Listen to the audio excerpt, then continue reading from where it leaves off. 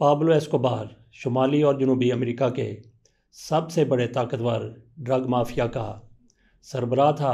وہ 1 دسمبر 1949 کو کولمبیا کے شہر نیگرو میں پیدا ہوا۔ پابلو کا باپ کسان اور ماں اسکول ٹیچر تھی۔ پابلو کو ویسے تو کئی ناموں سے پکارا جاتا تھا، لیکن اس کے جو نام زیادہ مشہور ہوئے ان میں دی گینگ آف کوکین اور روبن ہڈ یہ تھے۔ پابلو کا بچپن زیادہ اچھا نہیں تھا۔ اس کا زیادہ تر وقت غریبی میں گزرا۔ پابلو نے بچپن سے ہی جرم کا راستہ اپنا لیا تھا۔ اسکول کے زمانے سے ہی پابلو کو چوری کی عادت ہو گئی تھی۔ اس کے بعد اس نے 2 نمبر سگریٹ لاٹری کی فیک ٹکٹوں کو بیچنا شروع کیا۔ جلد ہی اس نے موٹر سائیکل اور گاڑیوں کی چوری بھی شروع کر دی۔ 70 کی دہائی میں پوری طرح جرم کی دنیا میں گھس گیا۔ ڈرگز کی دنیا میں قدم رکھنے سے پہلے ایسکوبار نے ایک کڈنیپنگ کی تھی جس کے لیے اسے $1,00,000 ملے تھے۔ اس کے بعد وہ اسی طرح سے جرم کی دنیا میں کام کرتا رہا۔ پابلو نے یونیورسٹی کے بعد سمگلنگ شروع کی۔ اس نے سب سے پہلے سڑکوں پر ڈرگز بیچنا شروع کی اور پھر اس کی سمگلنگ US تک کرنے لگا۔ دیکھتے ہی دیکھتے وہ کوکین کا بے تاج بادشاہ بن گیا۔ پابلو کو شروع کے دنوں میں پولیس نے 18 کلو کوکین کے ساتھ پکڑا تھا۔ پابلو ایسکوبار دنیا کا سب سے خطرناک ڈرگ ڈیلر تھا۔ اس نے کولمبیا کے جنگل میں ایک ڈرگ فیکٹری لگا رکھی تھی۔ یہاں سے کوکین بنا کر وہ دوسرے ملکوں میں سمگل کرنے لگا اور دوسری طرف اس نے بہاماس کے سمندری علاقے میں موجود نارمنز کے نامی جزیرے پر اپنا ایک شپ پوائنٹ کھول لیا۔ یہ جزیرہ امریکی ریاست فلوریڈا سے صرف 350 کلومیٹر دور تھا۔ پابلو شروع میں اسی راستے سے امریکہ کوکین سمگل کرتا تھا، لیکن بعد میں اس نے اسی جزیرے پر اپنا ایک شاندار محل تعمیر کیا۔ اس محل میں صرف ہیلی کاپٹر اور گاڑیاں ہی موجود نہیں تھیں بلکہ ایک پورا چڑیا گھر آباد تھا۔ دوسرا طریقہ جو اس نے امریکہ میں کوکین پہنچانے کا اختیار کیا وہ ہوائی جہاز تھا۔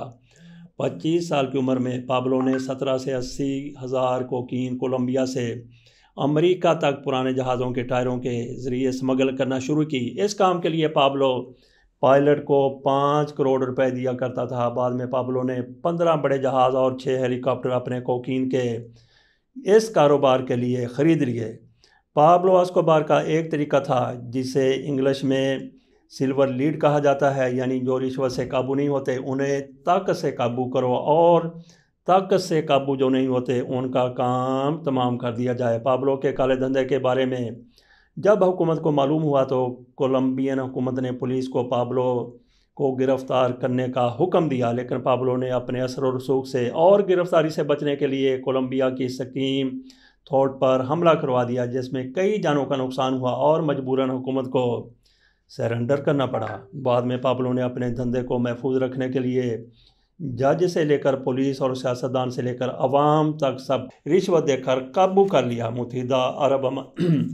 متحدہ امریکہ نے بہت کوشش کی کہ کسی طرح پابلو کو مارا جائے یا گرفتار کیا جائے، لیکن پابلو نے کولمبین پولیس کو خرید رکھا تھا جس کی وجہ سے وہ امریکی پولیس پابلو کے خلاف ایکشن میں آنے کے لیے بے بس تھی۔ پابلو متحدہ امریکہ کو غاصب اور ظالم سمجھتا تھا۔ ایک موقع پر امریکہ نے پابلو کی ایسی منفی تشہیر کی کہ دنیا نے پابلو کو ویلن جاننا اور ماننا شروع کر دیا۔ سمگلنگ کے دوران ایک بار پولیس نے پابلو کو حراست میں لیا اور تھانے دار سے بحث کرنے پر وہ گرفتار ہوا۔ گرفتاری نے ان کے دھندے کو بہت نقصان پہنچایا۔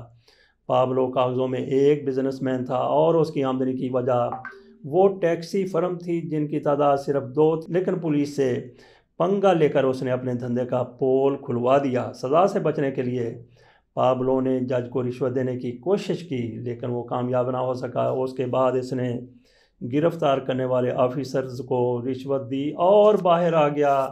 اس کے ساتھ ہی اس نے اپنا کام پھر سے شروع کر دیا۔ 80 کی دہائی میں USA میں کوکین کی ڈیمانڈ بہت زیادہ بڑھ گئی تھی۔ یہ وہ وقت تھا جب ہر کرمینل اس بزنس میں اپنی دھاک جمانا چاہے گا۔ اسی شہرت کو حاصل کرنے کے لیے پابلو تقریباً 80 ٹن کوکین ماہانہ امریکہ سمگل کرنے لگا جس سے اسے سالانہ $20 بلین یعنی 21 کھرب روپے سے زائد کی رقم حاصل ہونے لگی۔ پابلو کی کمپنی روز 15 پاؤنڈ کوکین دوسرے شہروں میں سمگل کرتی تھی اور ہر ہفتے $420 ملین تک کماتی تھی۔ پابلو کے خاص آدمی کا نام جان جیرو تھا۔ اس کو پوپائے بھی کہا جاتا تھا۔ یہ ایک ہٹ مین تھا۔ پابلو لوگوں کو قتل کروانے اور پریشر ڈلوانے کا کام اسی سے لیتا تھا۔ پابلو نے اس دور کے سب سے مشہور کرمنل میڈیلن فیبو کو اپنے آدمیوں کے ذریعے قتل کروا دیا اور اس کے آدمیوں کو خود کے لیے کام کرنے کو کہا۔ فیبو اس سے پہلے پابلو کا باس تھا۔ پابلو نے UK جاتے ہی ڈرگ سے جڑے کاروباروں پر قبضہ کر لیا تھا اور خود ڈرگز کی دنیا کا شہنشاہ بن گیا تھا۔ پابلو نے کولمبیا کی ہر چیز کو اپنے قابو میں رکھا ہوا تھا۔ وہ کسی کو بھی کہیں بھی کسی بھی وقت قتل کروا سکتا تھا۔ پابلو ایک بم تھا جس سے پورا کولمبیا ڈرتا تھا۔ پابلو کی حفاظت کے لیے ہزاروں باڈی گارڈ ہر وقت موجود رہتے تھے۔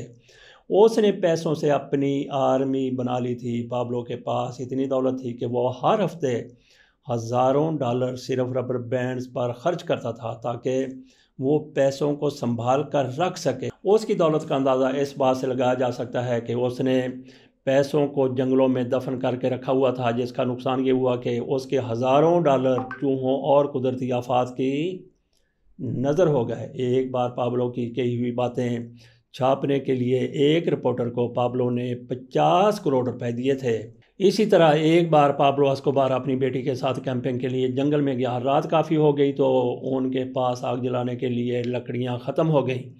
پابلو کی بیٹی کو سردی لگ رہی تھی۔ اس وقت اس کے پاس کافی کیش موجود تھا جو اس کے ساتھیوں نے کیری کیا ہوا تھا۔ اس نے لکڑیاں جمع کرنے کی بجائے 20 لاکھ ڈالر کو آگ لگا دی تاکہ وہ اپنی بیٹی کو سردی سے بچا سکے۔ پابلو اسکوبار کی زندگی کا دوسرا رخ اس سے یکسر مختلف تھا۔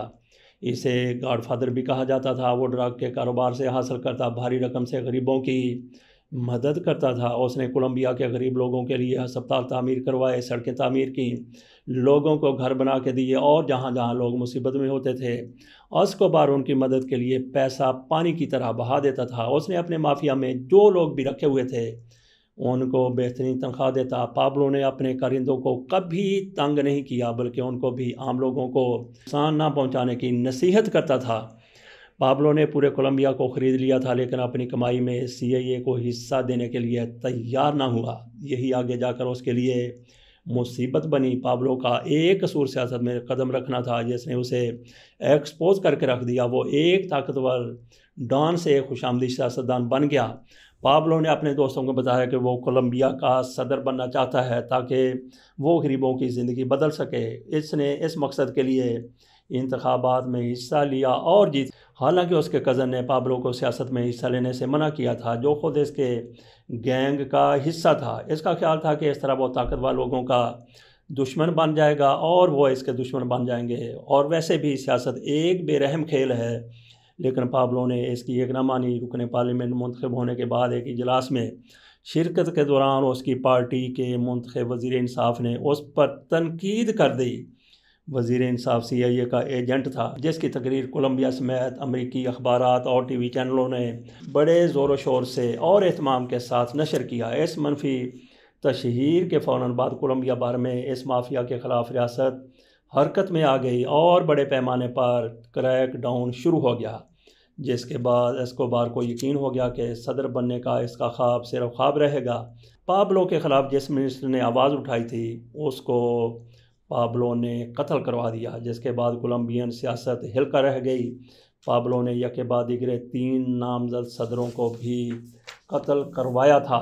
ان قتلوں کے بعد کولمبین پولیس جن کو پابلو نے خرید رکھا تھا پابلو کا مقابلہ کرنے پر مجبور ہو گئی، لیکن ادھر جا پابلو نے کولمبین پولیس کو اپنے خلاف کھڑا دیکھا۔ انہیں رشوت دینے یا ماہانہ پیسوں میں اضافہ کرنے کی بجائے ان کا قتل عام شروع کروا دیا۔ اس نے اپنے راستے کے دیگر لوگوں کے علاوہ 600 سے زیادہ پولیس افسروں اور اہلکاروں کو مروایا۔ گزرتے روز کے ساتھ اس کے جرم کی داستانیں بھی کافی بڑھ چکی تھی۔ امریکہ کا پریشر بھی کولمبین حکومت پر بڑھ گیا تھا۔ پابلو کو ڈر تھا کہ اسے کسی بھی لمحے مروایا جا سکتا ہے۔ ایک موقع پر اسے احساس ہوا کہ اسے کسی بھی وقت گرفتار کیا جا سکتا ہے۔ اسی لیے 1991 میں اس نے کولمبین حکومت کے سامنے خود کو سرنڈر کرنے کا فیصلہ کیا۔ امریکی حکومت کے ڈر سے پابلو اسکوبار نے کولمبین حکومت کے ساتھ ایک معاہدہ کیا جس میں اس نے کولمبیا کے 10 ارب ڈالر قرض اتارنے کی پیشکش کی تاکہ اس کے بدلے کولمبیا اس کو امریکہ کے حوالے نہ کرے بلکہ اس کی خود کی بنائی ہوئی جیل میں رہنے کی اجازت دے دے۔ کولمبین حکومت نے پابلو کی بات مان لی اور شرط کے مطابق اسے خود جیل بنانے کی اجازت دے دی۔ پابلو نے جو جیل تعمیر کروائی وہ کسی محل سے کم نہ تھی۔ اس جیل میں کیسینو، بار، نائٹ کلب اور فٹ بال گراؤنڈ تک شامل تھے۔ پابلو نے دنیا بھر سے قیمتی جانور منگوا کر جیل میں بھی ایک چڑیا گھر کھلوا لیا تھا۔ پابلو جیل میں رہنے کے باوجود اپنی حرکتوں سے باز نہ آیا اور اسی جیل سے کوکین سمگل کرنے اور لوگوں کو قتل کروانے کا سلسلہ جاری کر دیا۔ حکومت کو جب پابلو کی حقیقت کا پتہ چلا تو پابلو کو اصل جیل بھیجنے کا فیصلہ کر لیا گیا، لیکن پابلو کو اس کا علم ہو گیا۔ اس نے اپنے ساتھیوں سے مل کر اس جیل سے فرار ہونے کا منصوبہ بنا لیا۔ جیل سے فرار ہونے میں کامیاب بھی ہو گیا۔ پابلو کے فرار ہوتے ہی کولمبین حکومت شدید پریشر میں آ گئی۔ اسے پکڑنے کے لیے امریکی اور کولمبین فوج کی ایک جوائنٹ ٹیم بنی۔ لوگوں کے پیاروں کو پابلو نے قتل کروایا تھا، ان لوگوں نے بھی پابلو کو پکڑنے کے لیے اپنی ایک پرائیویٹ ٹیم بنا لی۔ اس ٹیم نے پابلو کے 300 ساتھیوں کو قتل کر دیا، جس میں پابلو کے کچھ رشتہ دار اور وکیل بھی شامل تھے۔ 16 ماہ کی شدید تلاش اور کئی ملین ڈالر خرچ کرنے کے بعد کولمبین پولیس کو پابلو کے ٹھکانے کا پتہ چل گیا، جس کی اطلاع اس کی بیوی نے سالگرہ کے ٹھیک 24 گھنٹے بعد پولیس والوں کو دی تھی۔ اس کا 2 دسمبر 1993 میں پولیس والوں نے انکاؤنٹر کر دیا۔ اس کے کان اور ٹانگ میں گولیاں ماری گئیں، لیکن پابلو کے بیٹے اور کچھ رشتہ داروں کا کہنا تھا کہ پابلو نے خودکشی کی تھی، وہ پولیس مقابلے میں مارا نہیں گیا تھا۔ اس کے بھائیوں کا کہنا تھا کہ پابلو نے خود انہیں بتایا کہ پکڑے جانے سے پہلے وہ خود کو کان میں گولی مار کر خودکشی کر لے گا۔ یہ بھی کہا جاتا ہے جس گن سے اسے گولی لگی وہ اس کی اپنی گن تھی۔ اس دور میں پابلو اسکوبار کی موت کی خبر دنیا کی سب سے بڑی خبر بن گئی تھی۔